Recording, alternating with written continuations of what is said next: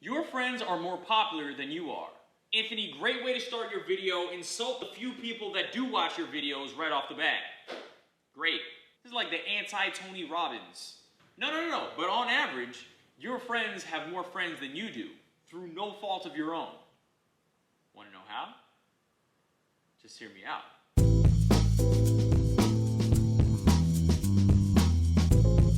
What is going on, everybody? It's Anthony, and in this week's episode, the friendship paradox. What the hell's the friendship paradox?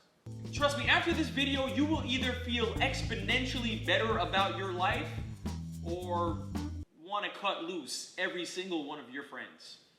Enjoy! And as always, please don't forget to comment, like, and subscribe. Thank you. So with the holidays quickly approaching, we will soon all be inundated with social media posts from others of trips and vacations and events and blah, blah, blah. And I have learned of a social phenomenon that is actually quite relevant. Yes, the friendship paradox. Now, back in 1991, sociologist Scott Feld conducted a study on social networks. No, not that kind of social network. Facebook didn't exist in 1991. Now, in the study, he calculated the average number of friends a person has and compared that to the average number of that person's friends' friends. Now, it turned out in the study that the second number was always larger than the first. Or in other words, your friends have more friends than you do. Or as an even more depressing way to say it is, you're not as popular as your friends are. Yep, that was a more depressing way to say it. Which looks like I'm gonna be needing to make a few cuts because I need to be the dictatorial friendship ruler in my circle. I need to be the friendship overlord. I can't have any friends that have more friends than I do. And all who have more friends than me shall be exiled from my circle. No. Everybody who knows me knows that I'm not that high maintenance. But this phenomenon also goes on to explain why, on average, your friends on Facebook, Instagram, and Twitter have more followers than you do. Which, as a byproduct, gives you the perception that you aren't as accomplished or your life isn't interesting as your friends are on social media. But how does this paradox actually work? Well, it all revolves around the law of averages. And I apologize to all the non-mathematically inclined people out there. If that's the case, I'll see you next week. 1.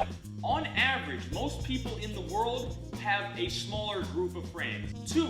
On average, a smaller percentage of people in the world have a large group of friends. Now, it's that second group that I just named, that small group of popular SOBs, that sways the whole study and creates the paradox. Here's how.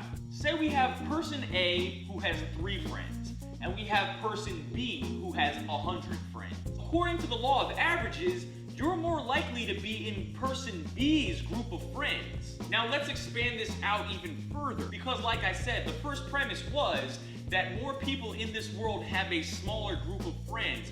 Let's take 5 people, right? Person A, person B, person C, and person D, person E. Now person A, B, C, and D all have, for the sake of ease, let's say all of these 4 people have 1 friend each. Person E has 100 friends.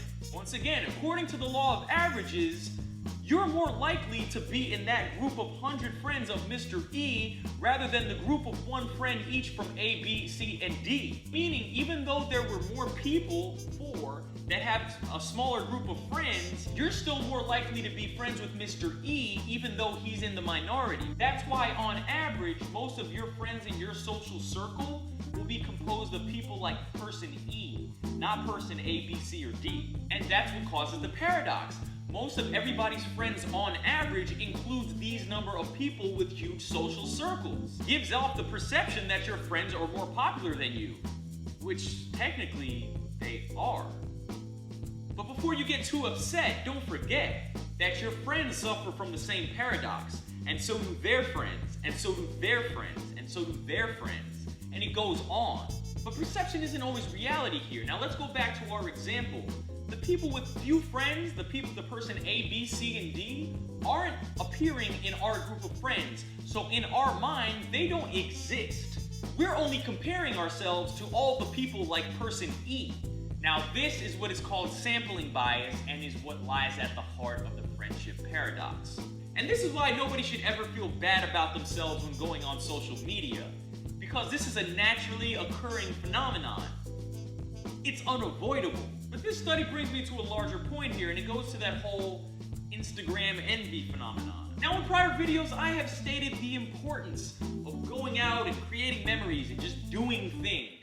These things make memories. Nobody's gonna look back on their high school days and be like, yeah, you know, I remember that one night that I played Call of Duty so much I threw up. No! But you will remember that party where you showed up with a chest protector, face mask, and a bath towel. And I was one of the... See? Told you. And in my experience, the going out and doing is what creates the memories and in turn breeds happiness. So my advice is, if you're feeling unhappy or ever happen to be suffering from Instagram envy, which you shouldn't because you're only seeing the people's highlights of their lives.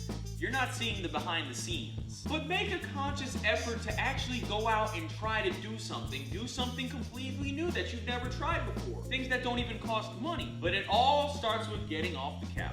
Because life will pass you by.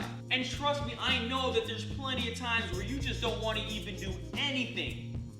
Force yourself. Because more often than not, you'll be glad you did. And going out and doing things will even help you with the whole not having as many friends as your friends thing.